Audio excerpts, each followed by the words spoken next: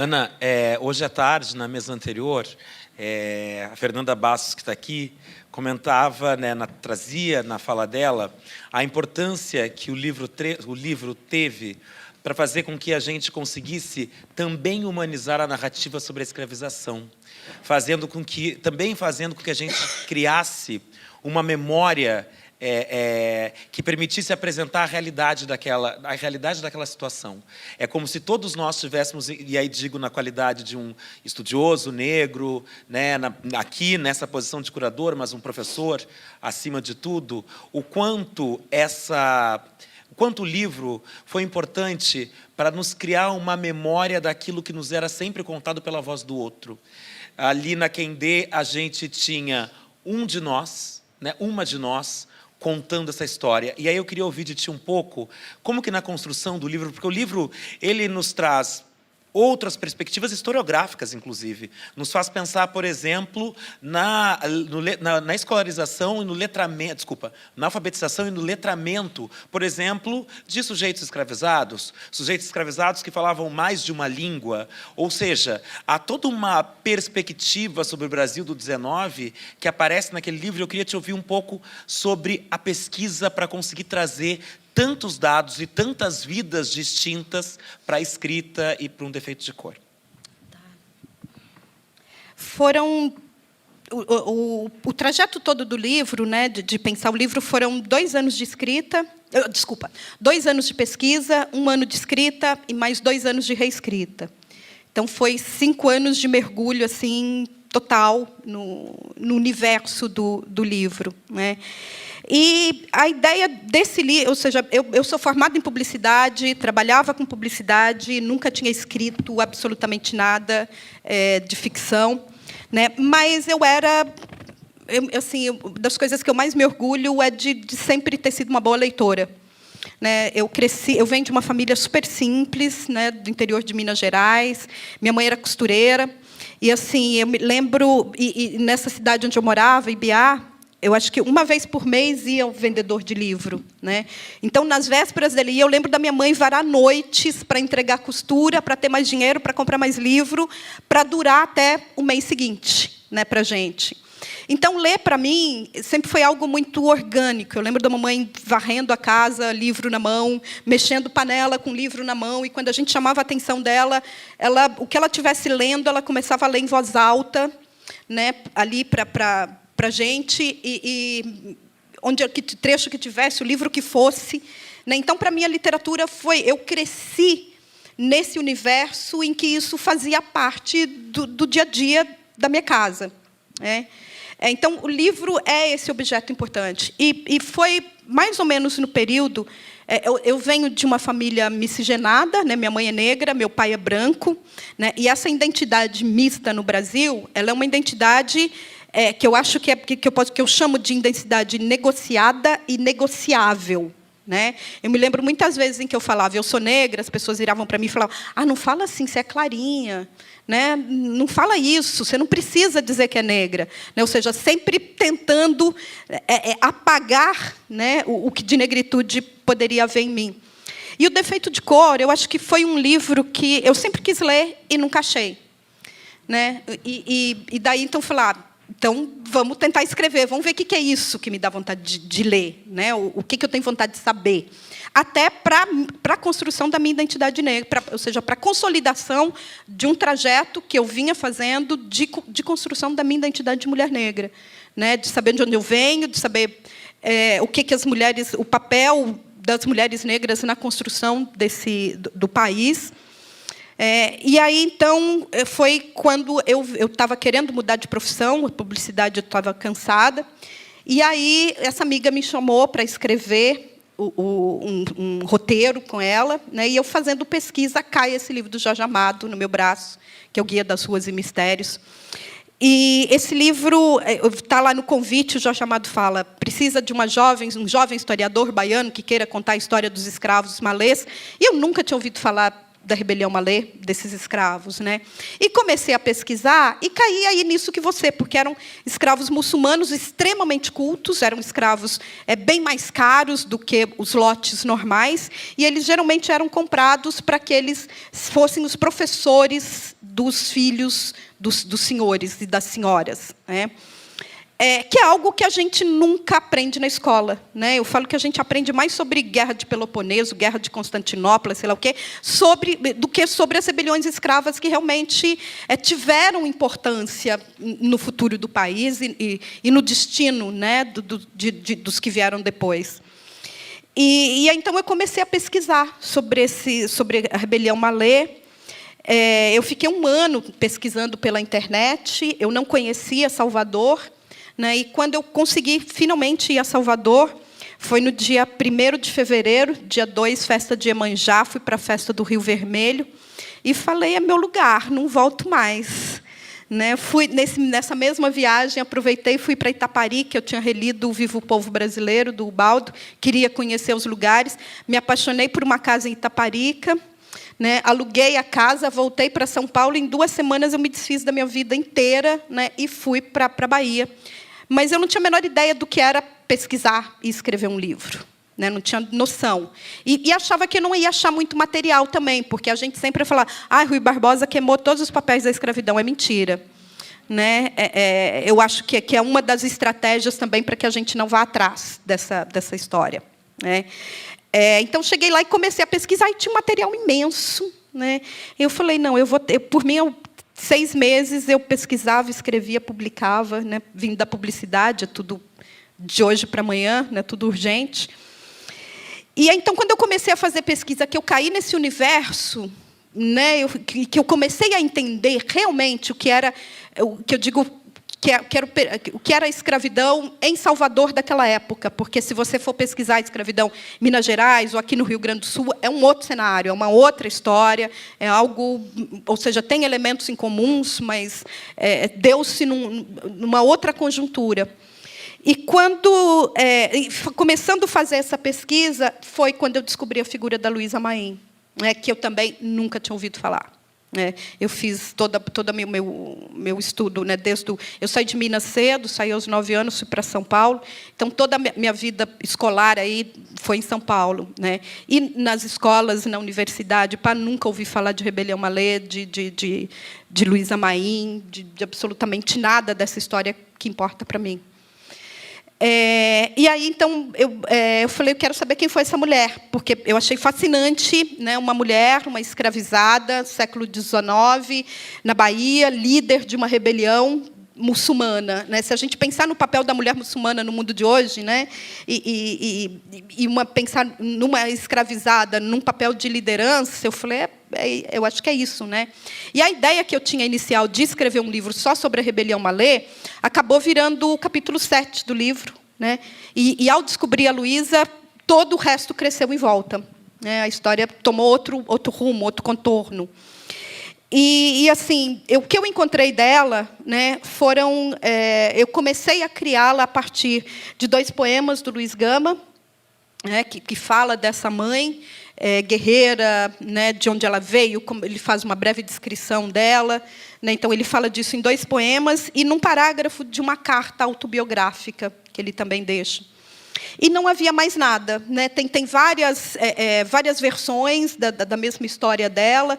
Eu falei, então, graças a Deus eu sou romancista e não historiadora, né? Então eu posso preencher esses vácuos da história. Mas eu queria preencher de uma maneira que não ficasse só na minha cabeça. Então, a personagem, eu fui para jornais, fui procurar jornais, revistas, fui para arquivos, fui procurar cartas de alforria, processos judiciais da época, né, tentando achar qual era a voz dessas mulheres, né, que estavam ali, que estavam vivendo naquela mesma época, sob as mesmas condições e nos mesmos lugares por onde a personagem passaria. E então a Kendé, né, ela é formada do que eu acredito, eu não contei, mas eu me lembro assim do volume de papelzinho na parede, né, porque eu sou escritora de parede primeiro, né, grudar todas as minhas referências, eu preciso ver a história. Então, minha casa é uma papel de parede de livros, de coisas nas quais eu estou trabalhando. Eu acho que ela deve ser uma coxa de retalhos formada de fragmentos, de histórias, de pelo menos umas 400 mulheres. Né? E eu acho que daí é que vem essa força dela. Né? Porque não é algo que está ali só... talvez a história de uma não representasse as condições e as histórias de todas. Mas, quando você vai pegando um pedacinho daqui, um pedacinho dali, outro, eu acho que todas, talvez, ganhem um determinado volume e uma determinada voz, né, num processo de construção que é coletivo. Né? Eu acho que uma das características de nós negros no Brasil, e principalmente de nós mulheres negras, né, é esse pensamento de uma construção coletiva, né, de coletividade. A gente nunca pensa em si mesmo. Né? Eu acho que esse pensar só em si mesmo, essa coisa, é uma coisa branca, ocidental, ou católica, ou judaica, não está no nosso. O nosso está no coletivo, está no terreiro, está na família estendida, né, que não é consanguínea, mas é de santo. Está na mulher negra que, quando eu entro em determinado local, eu tento mapear e eu me sinto segura se eu vejo uma. Né? Então, eu acho que essa talvez seja a força dessa personagem. Né? Ela não é ela só. Né? Ela está ali sustentada, né, por várias outras. Né? E é bem aquilo. Né? Uma sobe e puxa a outra. Né? Então, para mim, essa foi o fundamental, né, nesse processo de construção da Candaé. E, na qualidade de leitor, eu vou tomar a liberdade de dizer que ele também é o livro que a gente sempre quis ler e não tinha encontrado. E também.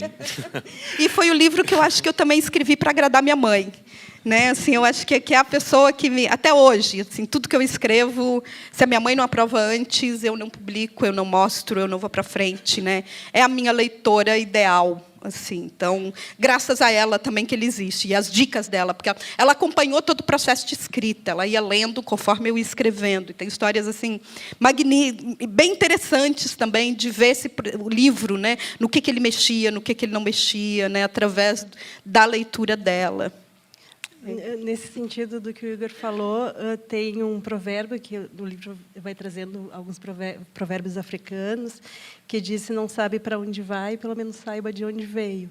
E eu acho que o livro ele cumpre muito esse papel de nos contar uma história que a gente não teve conhecimento, que é uma história que não nos foi contada na escola, e de uma memória que nos foi negada, ou que passou por um processo de apagamento. Então, acho que o livro ele cumpre muito bem, né? Isso de trazer esse passado que nós não tínhamos conhecimento.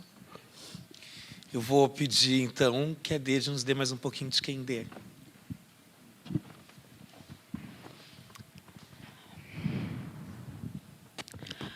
Nós não víamos a hora de desembarcar também, mas disseram que, antes, teríamos que esperar um padre que viria nos batizar, para que não pisássemos em terras do Brasil com a alma pagã. Eu não sabia o que era a alma pagã, mas já tinha sido batizada em África, já tinha recebido um nome e não queria trocá-lo, como tinham feito com os homens. Em terras do Brasil, eles tanto deveriam usar os nomes novos, de brancos, como louvar os deuses dos brancos, o que eu me negava a aceitar, pois tinha ouvido os conselhos da minha avó. Ela tinha dito que seria através do meu nome que meus voduns iam me proteger, e que também, através do meu nome, que eu estaria sempre ligada a Taio, podendo, então, ficar com a metade dela na alma que nos pertencia. O escaler que carregava o padre já estava se aproximando do navio, enquanto os guardas distribuíam alguns panos entre nós, para que não descêssemos nuas à terra, como também fizeram com os homens na praia. Amarrei meu pano em volta do pescoço, como a minha avó fazia, e saí correndo pelo meio dos guardas. Antes que algum deles conseguisse me deter, Pulei no mar. A água estava quente, mais quente que Iuidá. E eu não sabia nadar direito. Então, me lembrei de Iemanjá e pedi que ela me protegesse, que me levasse até a terra. Um dos guardas deu um tiro, mas logo ouvi gritarem com ele, provavelmente para não perderem uma peça, já que eu não tinha como fugir, a não ser para a ilha, onde outros já me esperavam. Ir para a ilha e fugir do padre era exatamente o que eu queria. Desembarcar usando o meu nome, o nome que a minha avó e a minha mãe tinham me dado, e com o qual me apresentaram aos orixás e aos voduns.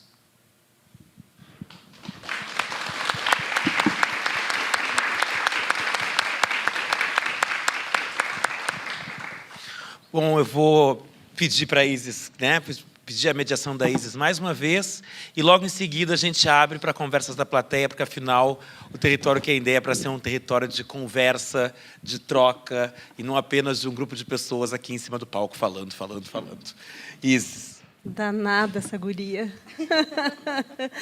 É muito bom, assim, tipo, quem não lê o livro ainda leia, porque o tempo todo ele traz essas surpresas, assim, e a gente vai construindo as imagens, e é muito gostoso isso, né? À medida que ela vai narrando a história, tu vai construindo essas imagens mentais, e eu, como uma profissional do campo das artes visuais, as minhas imagens elas eram construídas a partir de trabalhos de artistas que tiveram no Brasil no 19 e que registraram esses escravizados, sobretudo os negros de ganho, né, as quitandeiras. Então, o tempo todo as minhas imagens elas eram construídas a partir desses artistas, dessa história da arte, né, que eu conheço. Eu queria saber de ti se serviu esses artistas viajantes, como Debré, Rugendas, eles serviram de base para a tua pesquisa? Quando eu queria mostrar a partir do ponto de vista do branco, né? Eu acho que são histórias assim paralelas e bem diferentes, né? Então você tem muitos desses viajantes. Eu me lembro que eu acho que eu usei bastante um livro de viagens da Maria Graham. Eu acho que, se não me engano, é esse o sobrenome, né, dela. Mas contando como é que era a vida dentro da Casa Grande. Então, eu acho que eu tentei separar, porque não havia, ou seja, eles eram mais como retratistas, né? E aí é algo que às vezes interessava para descrever só características de determinados escravos, né? Então, de determinadas etnias, né? Então eu lembro que eu tinha umas fotos, né? Dependendo do tipo de escarificação, né, que ele trazia, a qual etnia pertencia. Quando ela está no Rio, né, desculpa te interromper, que ela vai descrevendo os escravizados que vieram, que foram para Salvador e os que foram para o Rio, e daí ela vai descrevendo, né, as características. Exatamente. Mas, assim, não eram referências que eu usava para contar da vida entre eles. Né, da vida na senzala, ou da vida só quando estava ali entre eles, né? Me interessava, nesse sentido, só realmente para essas narrativas da Casa Grande, ou das narrativas de como é que você descrevia o comportamento de determinados senhores ou senhoras, né?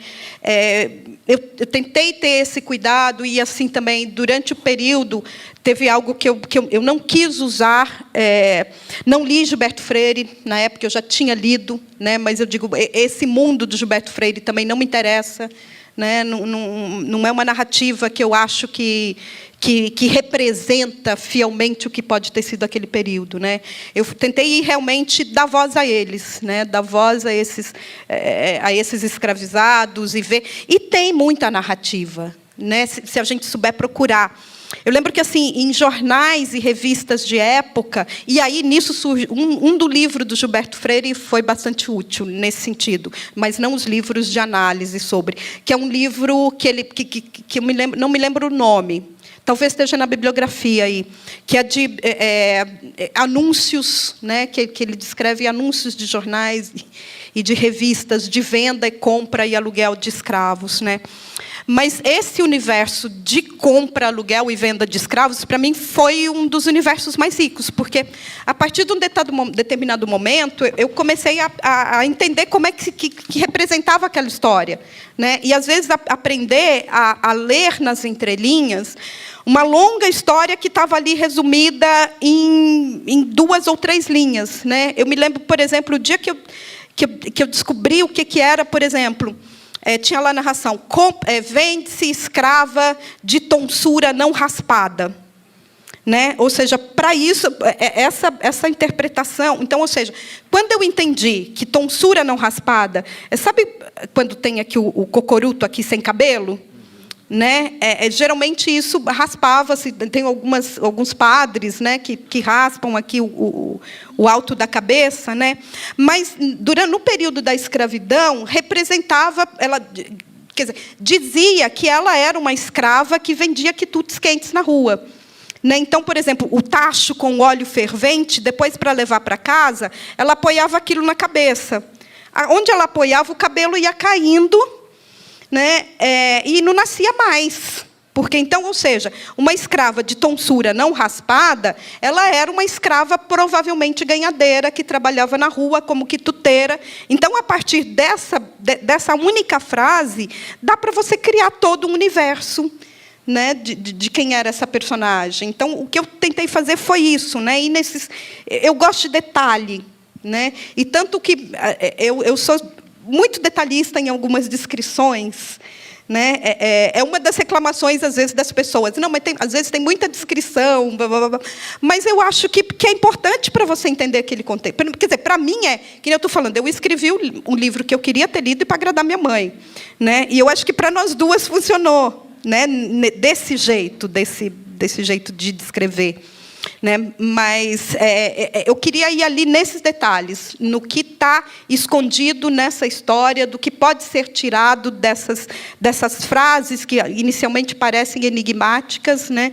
Mas que, se você tenta um pouquinho, pesquisa um pouquinho, vê o que é aquilo, né? Está todo um universo ali atrás, e era isso que eu tentava capturar e trazer. É muito difícil fazer a mediação e fazer isso que eu vou fazer agora, que é passar a palavra a vocês, porque é uma lista infinda de perguntas a cada vez que a Ana fala. Mas eu devo fazer isso. Não quero ser lembrado como mediador que não deixava as pessoas perguntarem. Então, eu vou passar para vocês. Fica aberto para perguntas. Tem um microfone passando, a gente vai pedir só o uso do microfone, porque a gente está gravando. Em primeiro lugar, eu quero te parabenizar. O livro me emociona. E eu tenho uma curiosidade. Afinal de contas, aquele diário existiu? É uma pergunta que sempre fazem, né?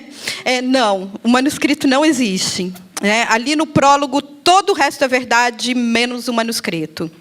Né? Foi um recurso, né, ficcional, que eu acho que é de ficção, que eu achei que poderia ser interessante, né? Nesse processo da gente reescrever. Vou usar outro provérbio que está ali, né? Exu matou um pássaro ontem com a pedra que jogou hoje. Né? Então, eu acho que reescreve-se o passado também. Né? E era esse o meu intuito ao colocar esse manual aí, que ela reescrevesse esse passado que a gente sempre interpretou e reinterpretou de um jeito, e que ele seja levado a sério, como todos esses outros livros que, às vezes, mesmo com material de pesquisa, com fonte provado, é fantasioso, que não corresponde à realidade. Né? Eu acho que a ficção também ela tem que ter esse poder historiográfico, né, que desperta a imaginação para a gente, para a construção de outros mundos possíveis.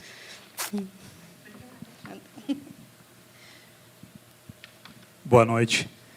Onde está? Aqui. Essa visão que tu colocas, intimista, introspectiva do negro acerca da sua própria realidade, na ocasião, né, histórica, não cria um certo muro intransponível literário quando se vê que vários autores, né, escreveram sobre a realidade histórica do negro naquela época da escravidão, como tu vê isso aí, a valorização que tu dá acerca dos que escreveram acerca do tema, acerca da realidade da época?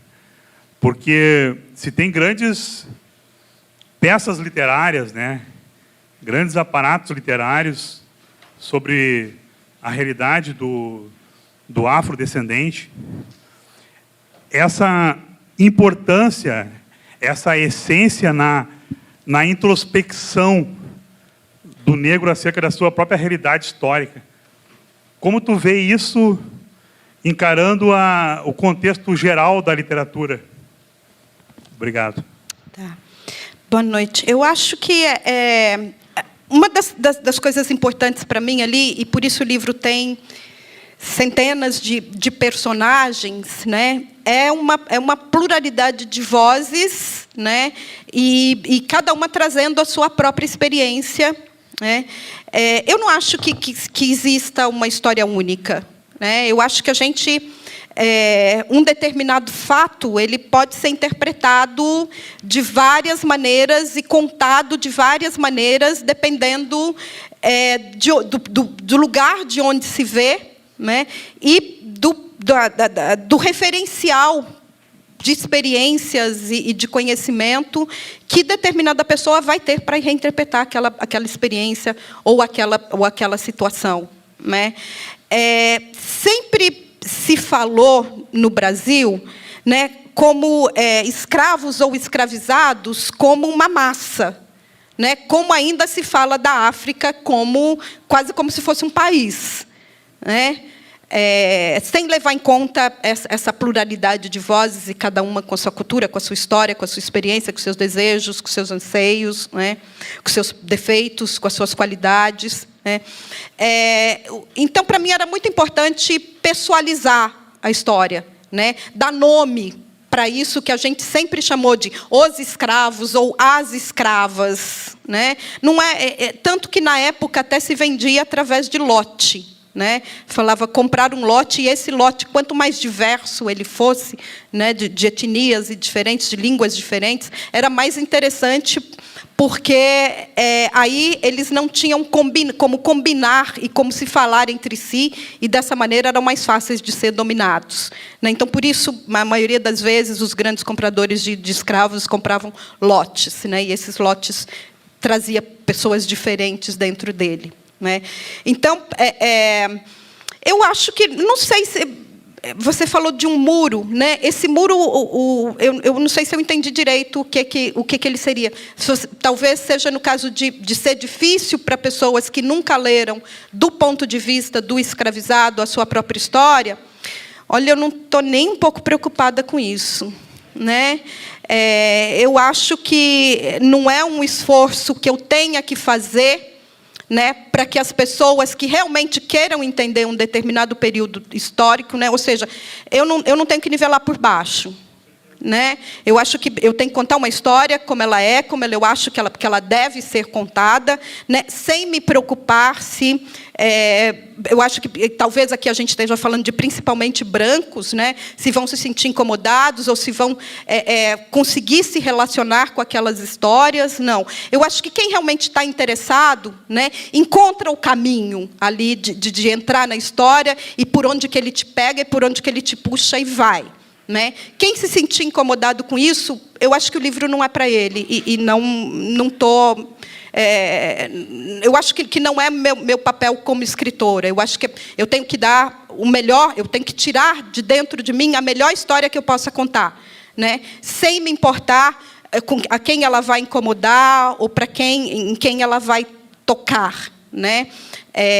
Não tenho que tomar para mim um papel de educadora de um país que nunca tentou ou se importou ou se interessou em me entender, né? Exatamente. Exatamente.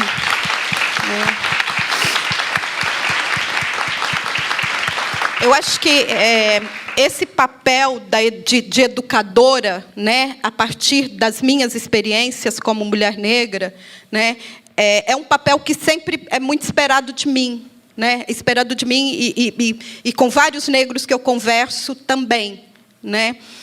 Eu não quero me colocar nesse lugar, né? Eu acho que esse lugar me faz perder tempo. Tá? Eu estou querendo lançar discussões e quem quiser vir junto e acompanhar, que venha.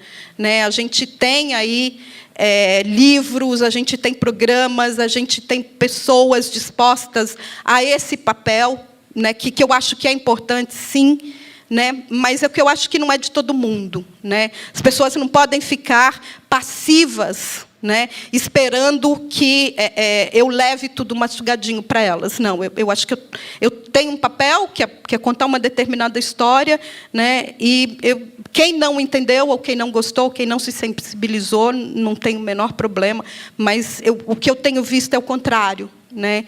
Eu acho que leitores de todos os lugares, de todas as cores, de gêneros, assim, têm vindo falar que foram tocados pelo livro por determinados aspectos ou em determinados momentos. Né? Então, eu sinto uma boa receptividade. Agora, tem interpretações do livro que, às vezes, eu fico, gente, onde é que a pessoa foi ler isso? Né? Porque tem alguns, assim, eu lembro de uma senhora que uma vez veio falar comigo, ela falou, nossa, eu adorei teu livro, porque ele mostra que os pretos também tiveram escravos. Eu falei, gente, a única coisa que ela conseguiu tirar do livro foi esse, né? Ou seja, para justificar uma culpa de uma branquitude escravizadora, que é dela, não é minha. Né? Então, ou seja, eu acho que cada um entende o que consegue entender no determinado momento.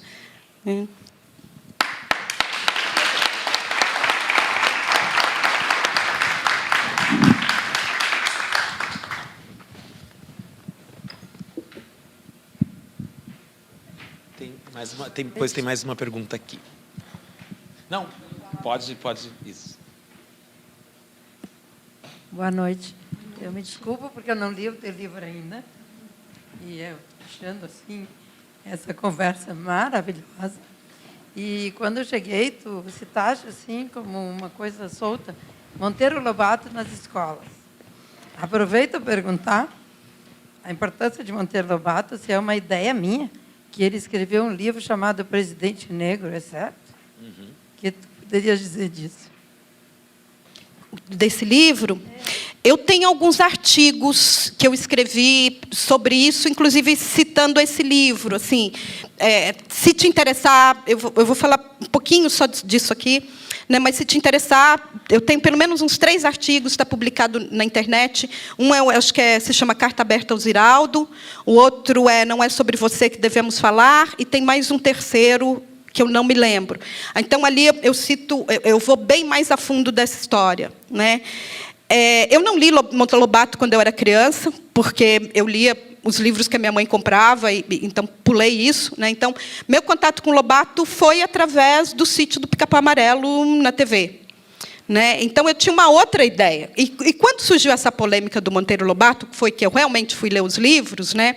Isso é um horror. Ali naturalizado um racismo naturalizado dentro da sociedade brasileira, né, e que foi apontado, que a gente consegue apontar não só nos livros, né, mas principalmente nas cartas do Monteiro Lobato para amigos, elogiando a Ku Klux Klan, falando que pena que no Brasil não tinha coragem para se ter uma Ku Klux Klan, né, e o Presidente Negro é um livro propondo o genocídio dos negros. Né? Então, parece que ele, quando o Obama foi eleito, todo mundo, Monteiro Lobato previu a eleição do Obama. Não. Aquele livro do Monteiro Lobato é um horror. É que ele prega ali exatamente um genocídio de todos os negros. Né? Homens e mulheres brancos se uniriam para acabar com todos os negros, através de um negócio que iam pôr num produto de cabelo, não me lembro direito o que era.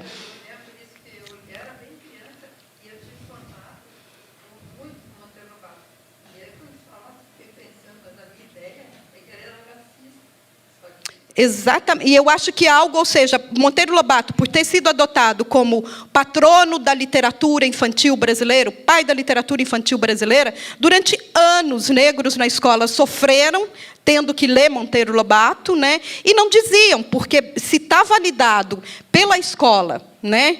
E se está validado por essa figura que aí é adotada como o Dia do Livro Infantil, é o Dia do Nascimento do Monteiro Lobato, então está tudo ali, né? E é terrível, né? Uma das coisas que eu falo, gente, quem acha que os livros do Lobato não são racistas, pega o livro e leia para uma criança negra de 8 anos. Vocês não têm coragem. Tá? Ninguém tem coragem, a não ser que seja racista também, racista e queira fazer a criança sofrer, sádico. Né? Mas ninguém tem coragem de fazer esse teste, né? E eu me lembro, na época em que eu escrevi esses artigos, eu recebi e-mails, assim, inclusive uma de uma moça que me escreveu e que me tocou muito, né? Ela falava, Ana, obrigada por ter escrito esses artigos e apontado isso. Né? Na época, quando eu era obrigada a ler Monteiro Lobato na escola, né, ela falou, eu queria sumir dali. E eu só ia na escola porque era o lugar onde eu fazia uma refeição por dia. Né? Então, ou seja, não dá mais para a gente não ter essa discussão. Né? Não dá para naturalizar só porque ele era um grande escritor, um grande figurão, um grande nacionalista, se o que seja. Né? Tá, que seja, mas eu acho que agora, principalmente agora que caiu em domínio público, é urgente que a gente faça edições comentadas do Monteiro Lobato apontando o racismo ali. Né? Porque, durante muito tempo, crianças negras estão tendo que ler sem nenhuma proteção. Porque a gente sabe que, por exemplo, né, crianças negras vão muito mais tarde para a escola do que crianças brancas. E saem muito mais cedo. E essa demora para que elas vão para a escola é uma tentativa de proteção da própria família, porque ela sabe que, geralmente, é na escola que a criança sofre o primeiro ato de racismo. Né? Que vem de amiguinhos, que vem de professores, que vem de diretoras, que vem de funcionários. Né? Então, ou seja, quando a gente fala de racismo estrutural dentro do Brasil, ele está em todas as instituições. Não tem como. Né? E, principalmente, em qualquer instituição que adote Monteiro Lobato, sem questionar, como muitas hoje ainda fazem hoje em dia. Né? Então, é muito grave esse caso. Né? E eu acho que é algo que a gente tem sim que discutir dentro da verdade. Tá, você gostou da infância? Porque, geralmente, o que eu via que as pessoas faziam a defesa do Monteiro Lobato eu li e não vi racismo, eu vi e não virei racista. É o que eu falo, olha, eu acho assim, eu não consigo acreditar, né, em quem me diz que não é racista dentro de uma sociedade racista. A gente é. Né? A gente é. Eu acho que o que tem, e a questão, eu acho que o único processo de cura possível, né, é reconhecer que né, e se repensar, e realmente pensar em cada gesto, em cada atitude, em cada momento. Né? Não tem como não ser racista criado numa sociedade racista. O que se faz é uma naturalização tão grande do racismo que você comete ou reproduz ou se beneficia dele sem saber. Mas não existe como não ser. Né? Então, e esse é um dos casos. As pessoas falavam, eu li e não fiquei, eu li e não vi. Né? Então, porque olhou através de uma ótica racista que você vem reproduzindo sem saber.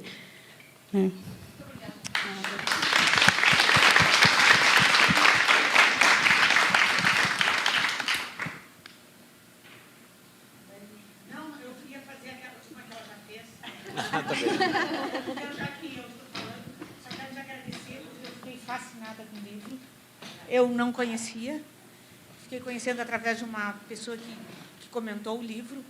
Eu me considero uma leitora razoável e eu nunca tinha ouvido falar. E, para mim, então, já que estou falando, quero te perguntar, o livro ficou muito tempo, parece que parado, esquecido, porque eu nunca fiquei sabendo dele. Não. Ou seja, inclusive, eu até gosto muito de falar assim, né, o livro está indo para a 22ª edição, né, o que assim, em termos de Brasil e de literatura no Brasil, né, é um marco, é um best-seller. Né? O que acontece é que ele vende sem ter propaganda. O que eu sei das pessoas é, olha, eu comprei e depois disso eu já dei mais 10, eu já dei mais 5, eu indico sempre. Então, hoje, assim, é lançada a edição e esgota, é lançada e esgota. Tem muita procura. É bom de saber. Maravilhosa!